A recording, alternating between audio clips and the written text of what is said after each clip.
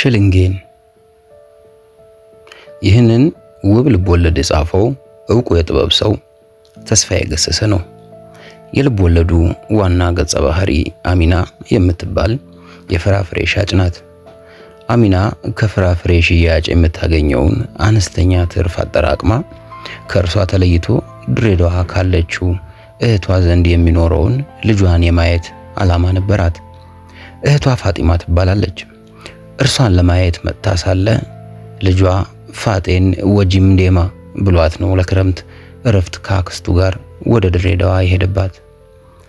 አሚና በሄረር ጎታ ባቡር ጣቢያ እየዋለች ፍራፍሬ መነገዱን ቀጠለች። ከዕለታት በአንድ ቀን ከባቡር የወረደ መንገደኛ ፍራፍሬ ሊገዛት ተጠጋት። አሚናም የመንገደኛውን አቀራረብ አይታ በደስታ እንዲገዛት ፍራፍሬዎቹን አቀረበችለት። ሰውየው 1 ብር ከማውጣቱ እንካ መልስ ብላ 2 ስሙኔዎችን ሰጠችው። በዚህ መሃል ባቡሩ ሊሄድ መንቀሳቀስ ጀመረም።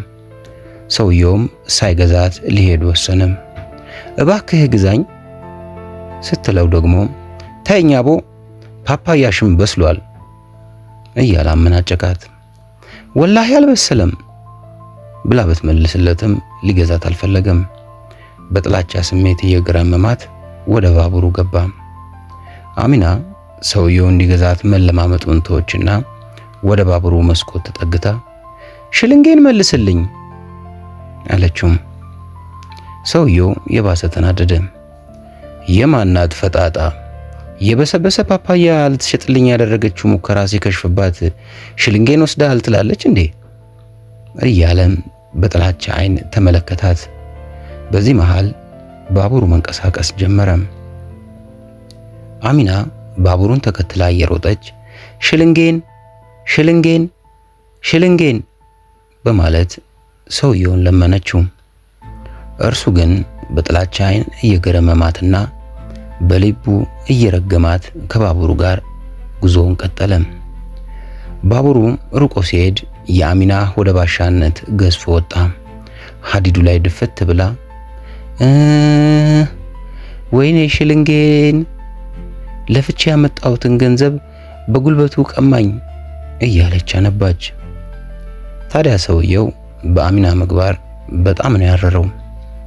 በህይወቱ በሌብነት ከሳው ክብሩን የተዳፈረች ብቸኛዋ ሴት አድርጎ ነው ያያት። በመሆኑም በባቡሩ ሲጓዝ ሰውነቱ እንጂ አእምሮው እዚያ አልነበረም። በባቡሩ መስኮት አሻግሮ ሰፊውን መስክና ተረግሮ ቢያይም አእምሮ የአሚናን የተኮሳተረ ፊት ሊረሳት አልቻለም። ባቡሩ ብዙ ከተጓዘ በኋላ አንድ ነገር ወደ አእምሮው መጣ። እኔ ከቤት ስወጣ ብር እንጂ ሳንቲም አልያዝኩም።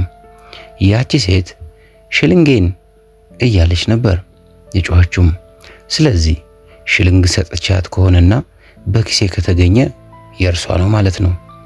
ለምን ኪሶቼን ፈትሼ ሽልንጓን አለመውሰዴን በራሴ አላረጋግጥም እያለ ከሐሳቡ ጋር ታገለ።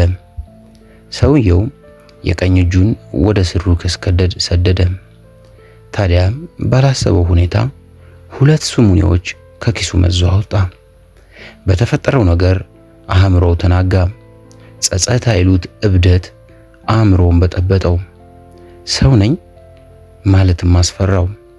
ያቺ ድሃ ሰርቶ በሌ ሴት በቁሟ ያረዳት መሰለው።